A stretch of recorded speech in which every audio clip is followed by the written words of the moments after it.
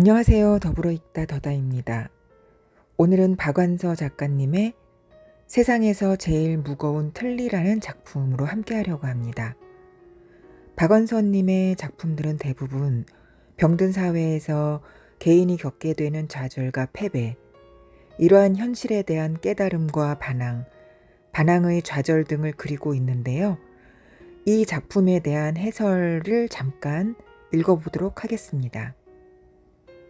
이 작품에는 장애아를 둔 부모의 문제, 예술을 포기하고 일상의 삶 속으로 빠져드는 절망감, 가족 간의 알력, 이민에 대한 판단, 오빠가 간첩으로 파견되리라는 데서 오는 감시 등 이러한 개별적인 사건들은 떨어져 있는 듯 하면서 실상은 모두 나에게 집중되어 있습니다.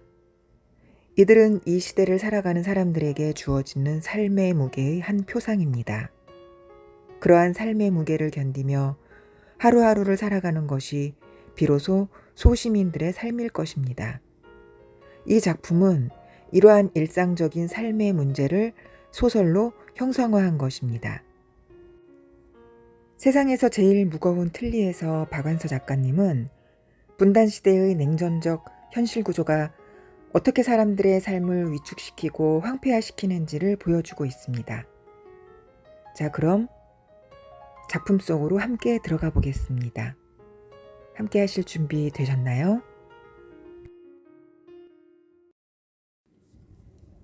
세상에서 제일 무거운 틀니. 나한테 업히지 않겠어요? 그 여편네는 정말 나에게 등까지 들이댄다. 나를 얕잡고 있었다. 내가 업히면 아마 진창이 대개 장화 속까지 넘쳐들걸요? 이런 대화를 나와 그 여편네는 형편없는 진창길 한가운데서 주고받았다. 정말 형편없는, 이것이야말로 억만진창이었다.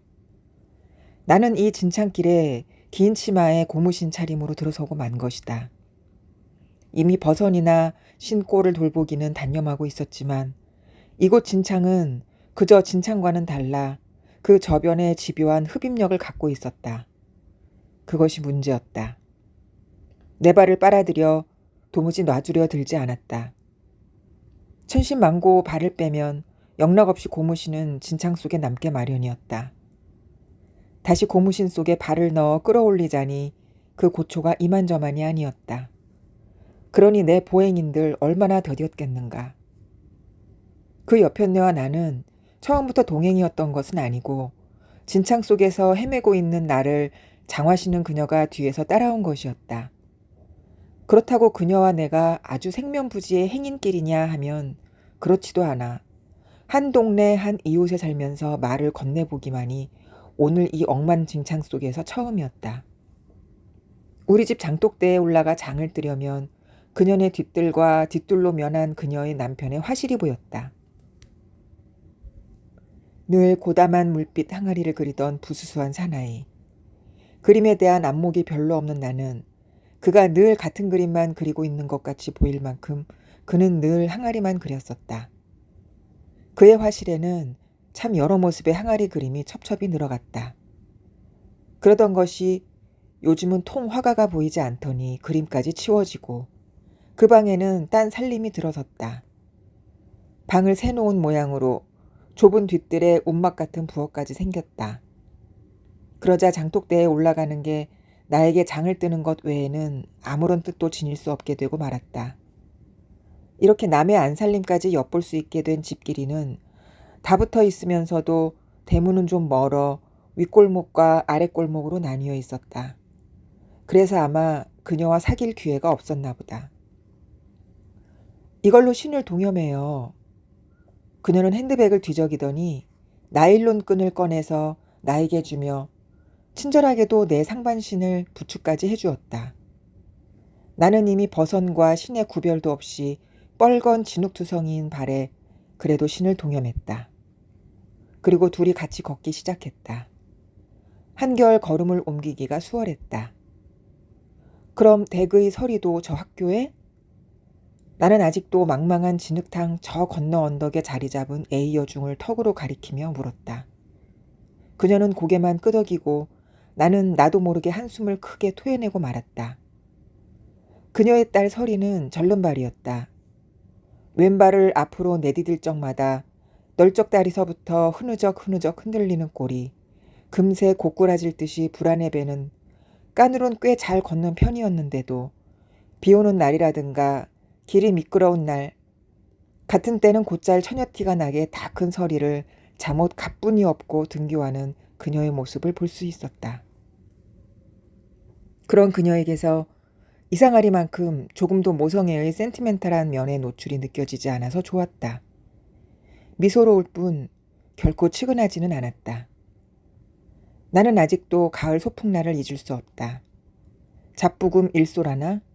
그래서 소풍도 입장료나 교통비가 필요 없는 화계사로 정해졌다.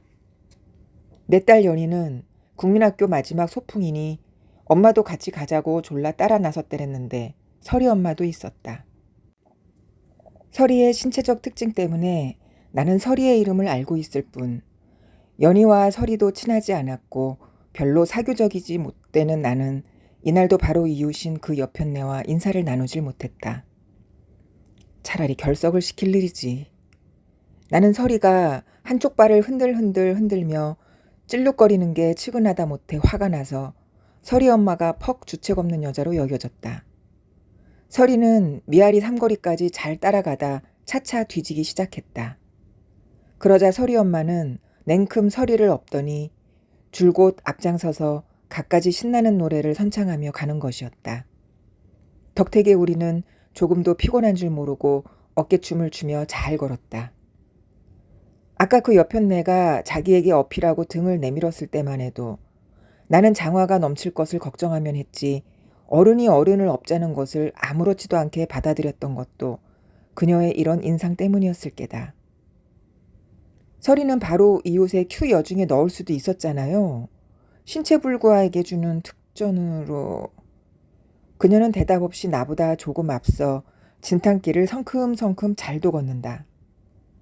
나는 왠지 다시 한번 가을 소풍날의 그녀를 생각하며 어쩌면 굳이 불구아의 특전을 거부한 심보는 소풍날 결석을 안 시킨 심보와 같은 게 아닐까? 그런 심보를 도저히 이해할 것 같지 않은 채 고개를 갸웃거려 본다. 설마 아침에 이 길을 설이 혼자 보내진 않으셨겠죠? 나는 진창에 깊숙이 빠져 허우적대던 한쪽 발을 겨우 빼며 그녀의 뒤통수에다 대고 악을 썼다. 그러면요. 아침에 데려다주고 볼일 보고 다시 오는 길이랍니다. 아침나절엔 얼어서 이렇진 않더군요. 낮은 어지간할 거다 싶어 미리 장화를 신었더니 한결 편하군요. 그녀는 내가 장화를 못 신어 화를 내고 있다고 생각했던지 이렇게 자기 장화 변명을 했다. 천신만고 끝에 도달한 A 여중은 담도 없이 을신년스럽게 겨우 연남은 개의 교실을 갖춰놓고 있었다. 그러나 게시판에 붙어있는 3년 후에 A여중 투시도와 6년 후에 A여중 고교의 조감도는 유수한 대학 캠퍼스가 무색하리만큼 호화찬란했다. 나는 이런 그림을 보며 문득 조감도를 굳이 오감도로 고집한 슬픈 시인 이상을 생각했다. 그로부터 2달 후 A여중에서 자모회가 있었다. 전체 자모회가 아니라 몇몇 선택된 자모들의 은밀한 모임인데 어쩐 일인지 나도 초대되었다. 그 무서운 진창을 이제야 포장 중이라나 아무튼 자갈이라도 깔려서 한결 걷기가 수월했다. 교사는 여전히 초라한 채 투시도와 조감도만 없었다면 영락없이 촌의 간이 학교였다. 다만 둘레의 자연만이 놀라운 변모를 보여주고 있었다. A여중 둘레는 옛날부터 진상배로 유명한 배고장이라 온통 배밭인데 마침 배꽃이 만개에 있었다. 도시에서만 자란 나는 이렇게 물이 져 만개한 배꽃을 보기는 처음이었다. 창백하리만큼 흰 꽃의 꽃술을 스스럼 없이 드러내고 갓 활짝 열린 순간 미풍도 낙화가 애석해 잠깐 쉬고 있는 듯 주위는 화창하고도 고즈넉했다. 풍염한 도화의 말로가 육감적인 복숭아이듯 이화의 결실이 청아한 배인 건 아주 당연했다. 진흙탕에서 만난 지 2달 만에 설이 엄마와 나는 이런 황홀경에서 다시 만났다. 자모회에서 귀로 우리는 배나무 그늘에서 쉬며 이런 아름다운 고장의 에이어 중에 우리 딸들이 배정된 건 얼마나 다행이냐고 행복해했다. 참 얼마나 다행이냐고. 우리는 잠시 방금 있었던 자모의 불쾌한 안건도 잊은 채 거듭거듭 이 배나무골을 칭송했다. 그리고도 모자라 사후였던가 봄천이었던가 아무튼 오랜만에 노랗까지 뽑았다. 그래도 서리 엄마가 먼저 자모회의 불쾌한 안건을 생각해내기 시작했다. 뭐라고? 기가 막혀. 기부를 10,000원씩이나. 아니지 참. 10,000원 이상이랬던가? 아이 기막혀. 그녀가 벼랑간 무릎을 탁 치며 서둘자 나도 정신이 들고 덩달아 기가 막혔다. 뭐 교문도 만들고 담도 쌓고 운동장에 흙도 사다 부어야 아이들이 놀 수 있을 게 아니냐고. 그것도 안 해놓고 왜 급해 불이 나게 학교 간판 먼저 붙여놓고 지금 와서 그것도 말이라고 해? 철면피. 뭐 10,000원씩? 아니 그 이상이랬지? 아휴 분해. 물론 나도 분했다. 왜 연희 엄만 가만히 있었수? 딴 년들도 그렇지. 손톱에 빨간 칠만 하면 제일인가? 아가린 뒀다 못들하노? 이제 막 욕이다. 나는 고개를 떨구고 완전히 대죄의 폼이다. 자기는 왜 가만히 있었느냐고. 차마 그 말 한마디도 못하고 내가 손톱에 물 안 들인 것만 천만다행으로 행여 그년들 속에서 나만은 제외됐거니 여긴다. 이사장인가 뭔가 그 맹랑한 녀석이 뭐랬더라? 학교를 설립해 운영하기란 참 의외의 고충과 애로가 많습니다. 아니 담 쌓고 교문 다는 게 의외의 고충이면 피아노나 농구 틀쯤은 뭐가 될꼬? 도대체 누가 이 진흙구덩이에 학교를 설립하랬나? 그러고 보면 연희 엄마 우리가 이 학교를 지원한 게 아니잖우? 어디 이름이나 듣던데요. 컴퓨터가 배정을 했으니까 왔지. 그래 아무리 컴퓨터가 바다 건너온 양도깨비로서니 있지도 않은 학교에 배정을 했을 거야 만무아니요. 안 그래? 학교가 있으니 했겠지. 결국 일은 제놈들이 저질러 놓고 아무 죄도 없는 우리한테 돈을 뜯어 입속차를 국리부터 해? 장돌뱅이만도 못한 얌체들. 서리 엄마의 입은 자꾸 거칠어진다. 나는 물론 의의가 없다. 그런데 나는 아직도 배꼽이 좋았다. 돈만 있으면야 기부 좀 해도. 나는 겨우 이렇게 대꾸했다. 돈! 나는 그녀가 몹시 나무랄 줄 알았는데 의외에도 나의 돈만 있으면 쉽게 동조해 주었다.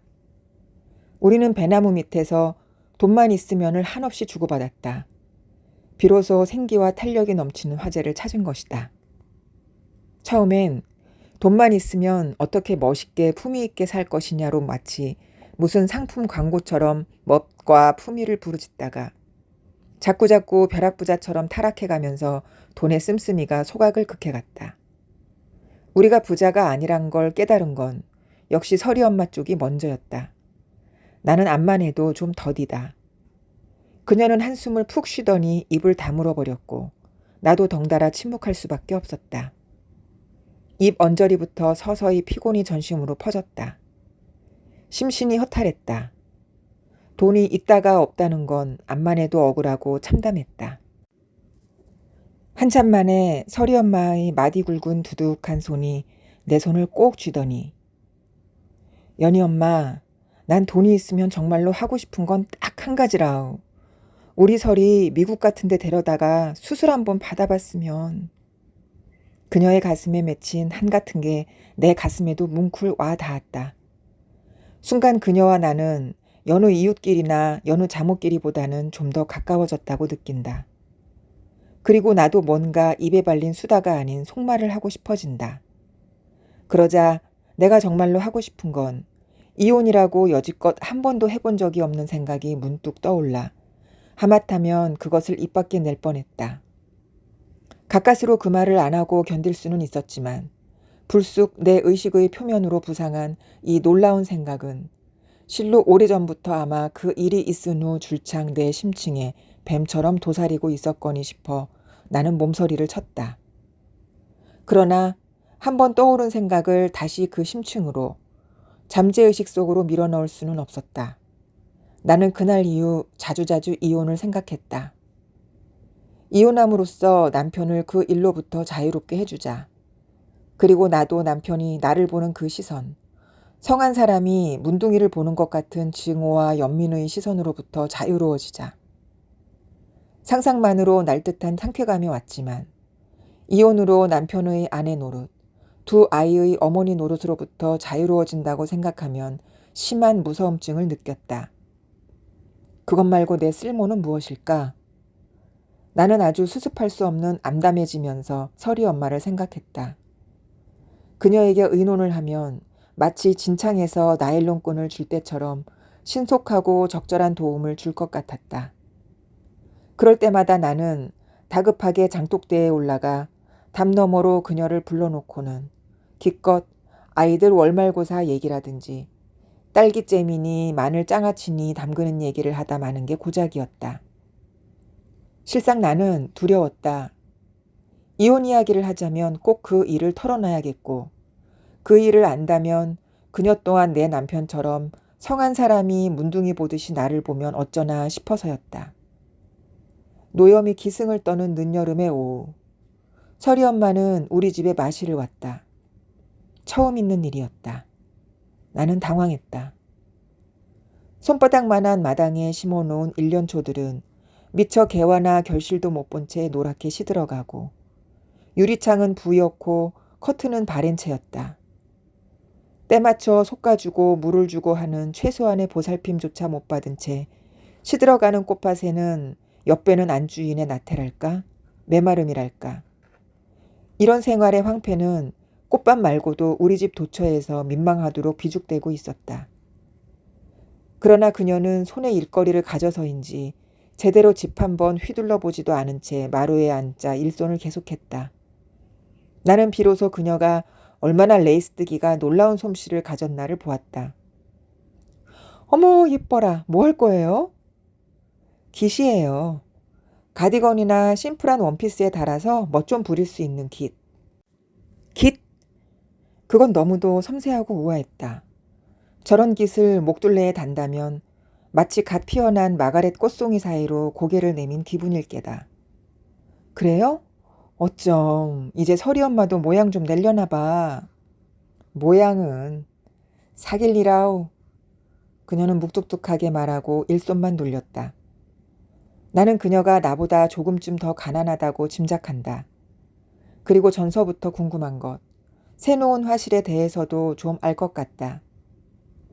저 실례지만 설이 아빤 뭐 하시는지? 외국에 그림 공부하러. 그럼 파리? 나는 공연히 설렌다. 아니요, 미국. 나는 실망했다. 미국에서 물빛 항아리를 그리는 부수수한 무명 화가를 나는 왠지 상상할 수 없었다. 오늘이 무슨 날인지 아루? 일손이 쉬지 않은 채 불쑥 묻더니 내 대답도 안 기다리고 칠석이래. 또 한동안 잠자코 일손만 놀리더니 연희는 올여름에 피선가 바캉스인가 보내봤수? 아직. 젠장. 그래도 아직이래네. 여름 다 보내놓고. 나는 멋쩍게 픽 웃고 말았다. 연희 엄만 돈이 아까워서 너무너무 아까워서 뼈가 저려본 적 있수? 그녀는 처음으로 일손을 놓고 나를 빤히 보며 물었다. 화장기 없는 얼굴에 넓게 퍼진 기미가 유난히 눈에 띈다. 문득 그녀가 살기를 얼마나 어려워하고 있나를 알 것 같으면서 동병상련 같은 아픔을 느낀다. 그녀는 내 대답도 기다리지 않고 독백처럼 띄엄띄엄 이야기를 시작했다. 그녀는 레이스뜨기를 열심히 해서 10,000원 가까운 돈을 모았다. 설이를 데리고 2, 3일 물놀이를 즐기려고. 실상 그렇게까지 하지 않고는 집세와 약간의 이자놀이쯤으론 시어머니 모시고 모녀가 겨우 먹고 살기가 고작이었다. 그런 돈에서 5,000원을 오늘 시어머니가 무당집에 가서 7월 7석 치성을 드려야겠다고 가지고 갔다는 것이었다. 드리지 말지. 요새 세상에 치성은 무슨. 나도 그 돈이 무척 아까워서 악을 썼다. 연희 엄만 우리 시어머니를 잘 몰라서 그래. 그분은 결코 남에 의해 설복당하거나 감동당하거나 하다못해 패배라도 당할 뿐이 아니야. 벽창호가 뭔지 연희 엄마는 아마 상상도 못할걸. 어쩌면 소리 없이 원만하신 줄 알고 있는데 소리가 없을 수밖에 대화가 없으니까.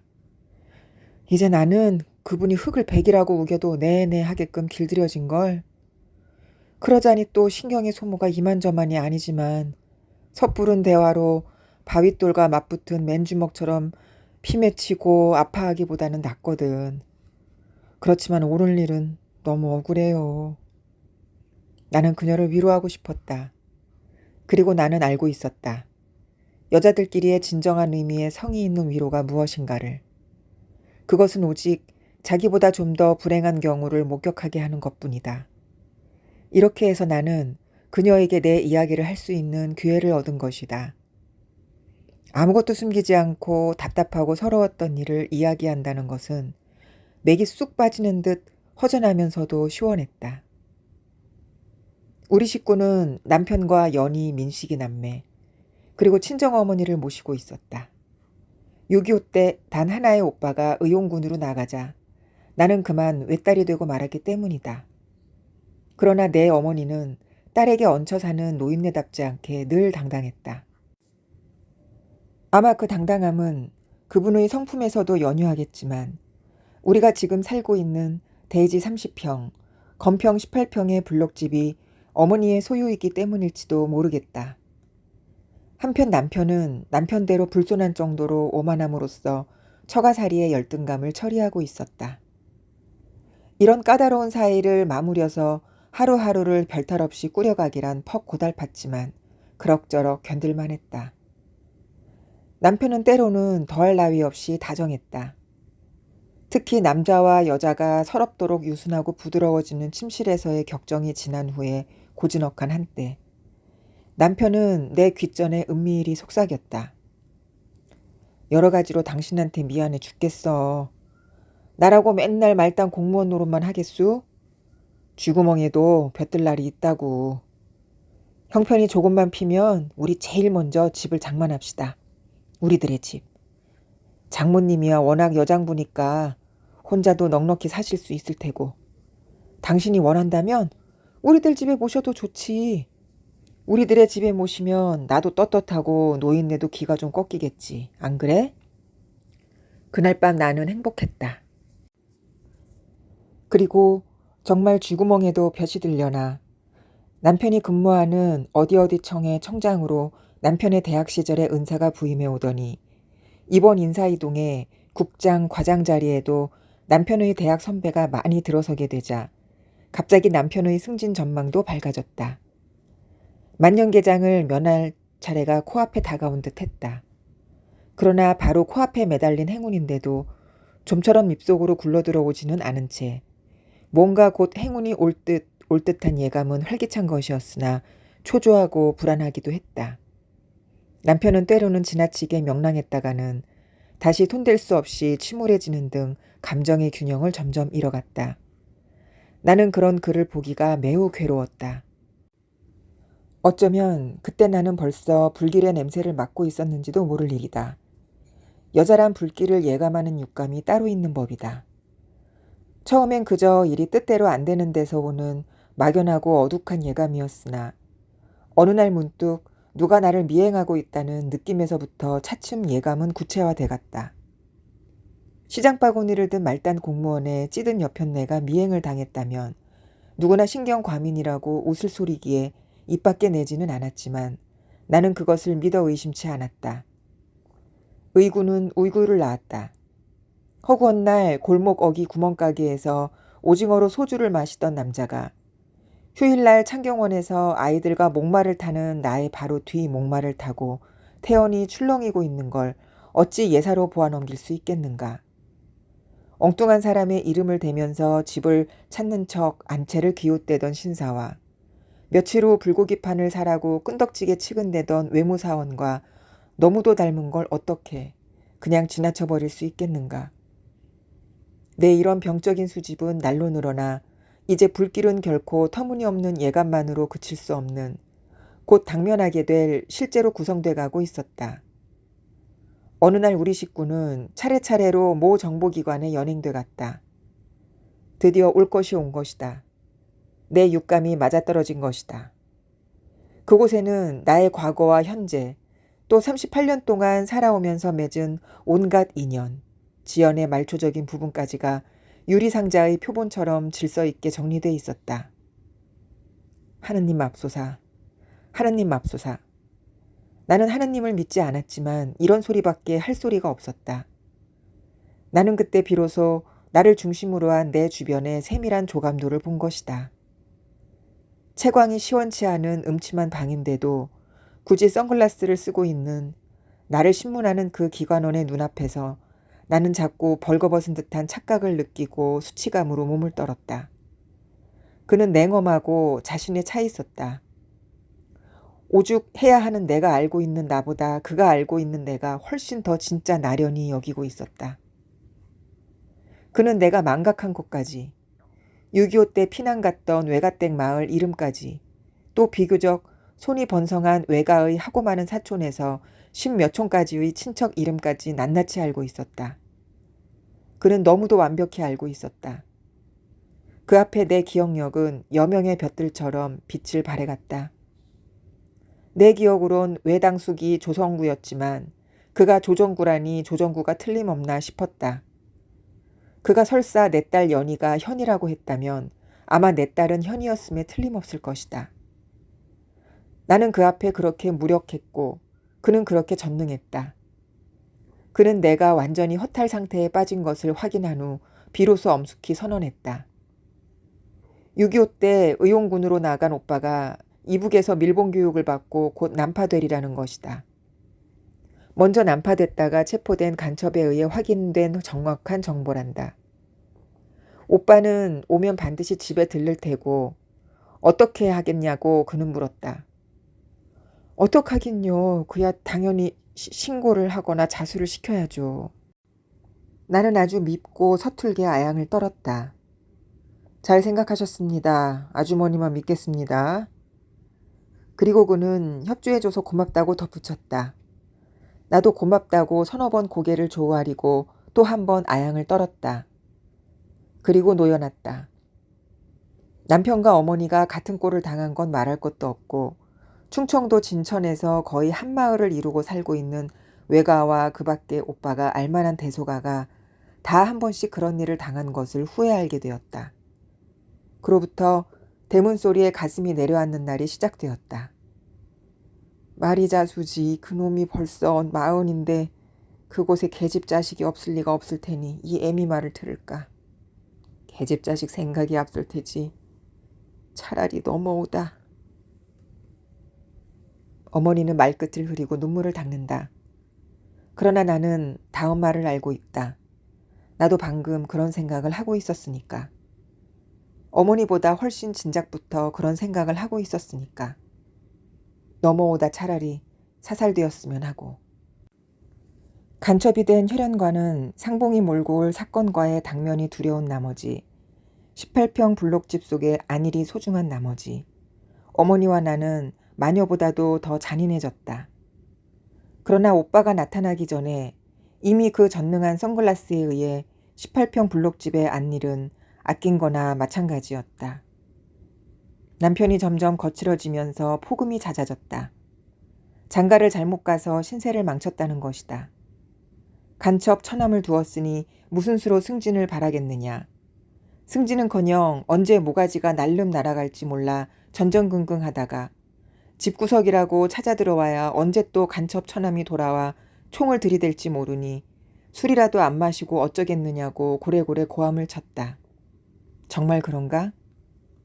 남편은 승진은커녕 계장급이면 돌아가면서 한 번씩 자재구입이다 시찰이다 해서 외국 바람 쐴 기회가 오게 마련인데 그런 데서까지 번번이 제외되었다. 남편은 점점 더 폭음으로 난폭해지고 술이 깼을 때의 그는 나를 대하기를 성한 사람이 문둥이 보듯 증오와 연민으로 대했다. 그것도 도저히 견디기 어려운 수모였다. 내 이야기를 다 듣고 나서도 설이 엄마는 나를 성한 사람이 문둥이 보듯이 보지는 않았다. 그러나 신통한 도움도 줄여들지도 않았다. 겨우 한다는 소리가 에이 지긋지긋해. 살아가기 말도 많고 탈도 많고 걸추적대는 것도 많은 놈의 세상. 당신이나 나나 어디로 헐헐 이민이나 갈까? 나는 물론 반대했다. 이민이 어디 그렇게 떡 먹듯이 쉬우냐고 데꼬도 줘도 될 것을 훤히 트인 마치 기민길을 굳이 거절이라도 하듯이 모든 출국을 여행이건 유학이건 이민이건 이 나라에 돌아와서 봉사할 것을 전제로 하지 않는 도피성 띈 모든 출국을 맹렬히 매도했다. 그동안 38의 찌든 여편네는 주체성이니 사대주의니 하는 어려운 말을 몇 번이고 써가며 마치 금메달을 목에 걸고 태극기를 우러르는 올림픽 선수보다도 더 애국적이었다. 내가 이렇게 열렬하게 애국적인 동안 그녀는 깃을 하나 다 떴다. 그리고 담담히 돌아갔다. 어떤 가을날 그녀는 불쑥 나에게 설이 아빠가 미국에서 보험회사에 취직을 했다고 알려준다. 보험회사라니. 물빛 항아리를 그리던 남자. 나에게 남아있던 소녀적인 것의 마지막 우상은 이렇게 해서 허물어져 갔다. 그해 겨울 그녀는 까다로운 출국 수속을 하느라 또 영어도 배우러 다니느라 몹시 바쁘더니 다시 한번 배꽃이 필 즈음 마침내 수속을 마치고 2장의 비행기표까지 끊어놓고 날짜만 꼽게 되었다. 나는 그녀에게 어떤 선물을 할까 곰곰이 생각했다. 38의 여편네의 마지막 센티는 뭔가 물질적인 것 말고를 궁리하고 있었다. 나는 장 위에서 몇 년째 먼지를 뒤집어 쓰고 있는 옛 트렁크를 꺼냈다. 그 속에는 나의 처녀 때로부터 결혼 초기에 걸친 시기, 내 모든 감수성이 아름다운 것을 향해 활짝 열렸을 임시의 컬렉션들이 들어있었다. 나는 특히 미전의 팸플릿을 많이 모았더랬어서 거의 100여 장이 남아있었다. 드디어 나는 그 중에서 10여 년 전에 발족했다가 그 후 후지부지 되고만 신상이란 젊은 반추상 화가들의 제1회 그룹전의 팸플릿을 찾아냈다. 설이 아빠도 신상의 동인이었다. 팸플릿으로 된 목록에서 설이 아빠의 사진과 양력, 물빛 항아리도 소개되어 있었다. 나는 그것을 그녀에게 석별의 표시로 주기로 했다. 그녀는 내가 기대했던 것보다 훨씬 더 좋아했다. 고마워요, 고마워요. 그의 야망의 시절이 여기 있군요. 그러나 이미 그의 야망은 미국이란 고장에서 보험회사 사원으로 퇴색하고 만 것이다. 연희 엄마 내일 나를 배웅해줘요, 공항까지. 그리고 우리 시어머니 좀 돌봐줘요. 그녀는 거의 애원하고 있었다. 나는 여지껏 공항이란 데를 가본 적이 없었다. 친지 중 외국에 간 사람이 없는 것은 아니었으나 미리 집으로 찾아가 인사를 치렀을 뿐 과히 친하지도 않은데 외국만 간다면 어중이 떠중이 공항까지 나가 법석을 떠는 것이야말로 사대주의. 사대주의 중에도 가장 촌티나고 치사한 간접적 사대주의라는 게 내 지론이었다. 그러나 나는 설이 엄마의 청만은 거절할 수가 없었다. 언제 비가 내렸더냐 싶으리만큼 깨끗이 갯날이었다. 마침 5월. 김포가도의 실록이 눈부셨다. 어젯밤의 비로 말끔히 목욕을 끝낸 실록은 마치 이 나라를 영 떠나려는 한 여편네의 망막에 스스로의 가장 아름다운 순간을 새겨주려고 별처럼 꽃처럼 놀랍도록 싱싱했다. 택시 앞자리엔 설이 할머니가 앉고 뒷자리엔 설이 엄마, 나 이렇게 셋이 나란히 앉았다. 벼랑간 그녀가 나를 부둥켜 안더니 세차게 흐느꼈다. 어쩜 아름다워요. 다시는 못 보겠죠? 나는 무슨 그런 소리를 하느냐고 점잖게 나물었다. 돌아와야 한다고. 설이 수술도 받고 설이 아빠도 어떡하든 다시 그림 공부를 계속해 대성에서 돌아와야 한다고 격려했다. 그녀는 곧 울음을 그르치고 그렇고 말고 암 그렇고 말고 하며 알맞게 맞장구를 쳐주기까지 했다. 비행기는 거의 3시간이나 연발했다. 연발의 3시간은 떠나는 사람, 보내는 사람의 석별애정을 완전히 김 빠지게 하기에 충분한 시간이었다. 설이 엄마는 숙녀처럼 성장한 설이를 벼랑간 덥석 없더니 뒤도 돌아보지 않고 트랩을 올라 기체 속으로 사라졌다. 비로소 나는 피곤을 느꼈다. 피곤은 한꺼번에 왔다. 나는 서리 할머니를 돌보기는커녕 노인네에게 매달릴 만큼 피곤했다. 그러고 보니 어제 저녁도 오늘 아침도 식사다운 식사를 못한 것이다. 게다가 틀니까지 쑤시기 시작했다. 나는 38에 벌써 아랫니의 어금니가 전부 틀니였다. 그 틀니는 해놓은 지가 3년은 되었고 몸에 닿는 것에 좀 지나칠 정도의 결벽성을 가진 나는 실상 내 경제 사정으론 분수에 넘칠 만큼 고가로한 것으로 인류치과에서 해놓은 것이어서 처음부터 크게 불편한 줄 몰랐으나 어찌된 영문인지 가끔 마음이 울적하다든가 몸이 불편할 때에는 이 틀니가 쑤셨다. 아니, 정확하게 말해서 틀니가 얹힌 턱뼈가 쑤신달까? 의사는 뭐 인체의 거부 반응이라든가 하는 어려운 말로 내 동통을 진찰하고 시일이 지나면 자연히 나을 거라 했지만 3년이 지나도록 거부 반응은 불쑥불쑥 나를 괴롭혔다. 그 동통과 중압감은 경우에 따라 경중의 차이가 있는데 오늘은 아주 심한 편이었다. 틀니가 천근의 무게로 턱뼈를 눌러 꼭 턱이 떨어지고 말 것 같았다.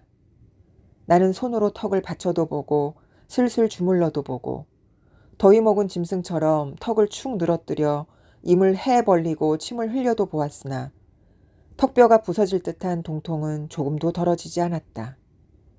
몸의 온갖 신경이 턱뼈를 중심으로 방사선으로 전신에 퍼진 듯 중압감에 수반한 동통은 턱뼈에서 목구멍으로 귓속으로 골로 퍼져 내 두상은 완전히 틀니의 횡포가 지배했다. 누가 이런 고통을 감히 짐작이나 할 수 있으랴. 이 고통에서 벗어나는 길은 오직 틀니를 빼는 길밖에 없겠는데 나는 틀니를 빼고 있는 내 모습에 늘 몸서리를 쳐왔으므로 차중에서나 길에서 사람들의 시선을 의식하며 차마 그 짓은 할 수 없었다. 어찌어찌해서 가까스로 내 집 문 앞까지 왔을 즈음 나는 거의 발광 직전이었다. 방에 들어서자마자 입을 크게 벌리고 침을 질질 흘려가며 틀니를 뽑아냈다. 양쪽 2개씩 도합 4개의 어금니가 심어진 반달 모양의 섬세한 백금틀은 내 손바닥에서 거의 무게를 지니지 않은 채 차게 빛났다. 마침내 무서운 동통과 중압감으로부터 자유로워진 내 몸은 가볍다 못해 공중으로 둥실 뜨는 듯 했다. 이럴 수가. 이렇게 가벼울 수가. 우화등선이란 이런 기분을 두고 이름인가? 나는 내 편안감을 충분히 만끽하기 위해 몸을 장판 위에 눕혔다. 그 옆편네 서리 엄마는 지금쯤 어디를 날고 있을까? 제 아무리 공중에 떠 있기로서니 말도 많고 탈도 많은 온갖 사는 어려움부터 벗어났기로서니 지금의 나만큼이야 가볍고 편할 소냐. 나는 코웃음을 친다. 지금의 내 팔자는 그렇게 편타. 그런데 아까부터 누가 대문을 조심스럽게 두들기고 있지 않은가? 어머니가 누구냐고 몇 번 묻는 것 같다. 그래도 대답 없이 똑똑 두들기만 한다. 어머니의 신소리가 들린다. 나는 벼랑간 가슴이 두방망이질을 한다. 대문 소리가 나고 아주 낮은 대화가 들린다. 분명 상대는 남자다. 그것도 40대의 남자. 남의 이목을 꺼리듯 대화는 여전히 수근수근 났다. 드디어 올 것이 오고 만 것이다. 이제 끝장이다. 파멸이다. 이렇게 파멸이 쉬올 줄이야. 숨죽은 대화는 아직도 계속된다. 어머니는 자수건고에 실패한 눈치다. 이렇게 오래 끄는 걸 보니. 가엾은 어머니. 어쩌면 그 남자는 어머니에게 도리어 월북을 권하고 아니 협박하고 있는지도 모른다. 혹시 강제로 납치하려는 거가 아닌지. 그렇게끔 내버려 둘 수는 없지. 나는 벌떡 일어난다. 그 남자와 죽든 살든 결판을 내고 말 테다. 나에게 그 남자는 이미 조금도 오빠일 필요가 없다. 그냥 그 남자다. 막 나가려고 하는데 어머니가 문을 걸고 다시 돌아온다. 아휴, 별 끈덕진 사내도 다 봤네. 월부책을 사라고 얼마나 조르든지. 말이 그렇게 청산유수고 신수도 힘얼걷던데 고작 월부장사밖에 해먹을 게 없나. 나는 다시 장판방에 눕는다. 한숨을 휴 내쉰다. 그런데 이미 좀 전에 편한 감은 없다. 옴짝달싹 할 수 없으면서도 펄펄 뛰지 않고는 또 못 베길 것 같은 중압감과 동통이 여전하지 않은가. 이미 입속엔 빼버릴 틀니도 없는데 빼버릴 틀니가 없기에 그 고통은 절망적이다. 나는 비로소 깨닫는다. 여태껏 얼마나 교묘하게 스스로를 이중삼중으로 기만하고 있었나를. 내 아픔은 결코 틀니에서 기인한 아픔이 아니었던 것이다. 나는 서리 엄마가 부러워서, 이 나라와 이 나라의 풍토가 주는 온갖 제약으로부터 자유로워진 그녀가 부러워서 그녀의 선망과 질투로 그렇게도 몹시 아팠던 것이다. 나는 그런 아픔이 부끄러운 나머지 틀니의 아픔으로 사무려 들었고, 나를 내리누르는 온갖 한국적인 제약의 중압감, 마침내 이 나라를 뜨는 서리 엄마와 견주어 한층 못 견디게 느껴지는 중압감조차 틀니의 중압감으로 착각하려 들었던 것이다. 비로소 나는 내 아픔을 정직하게 받아들였다. 그러나 나는 결코 내 아픔을 정직하게 신음하지는 않을 것이다. 정교하고 가벼운 틀니는 지금 손바닥에 있건만 아직도 나는 이 세상에서 제일 무거운 또 하나의 틀니의 중압감 밑에 옴짝달싹 못하고 놓여진 채다. 좋은 작품 함께해서 감사합니다. 오늘도 좋은 밤 되세요.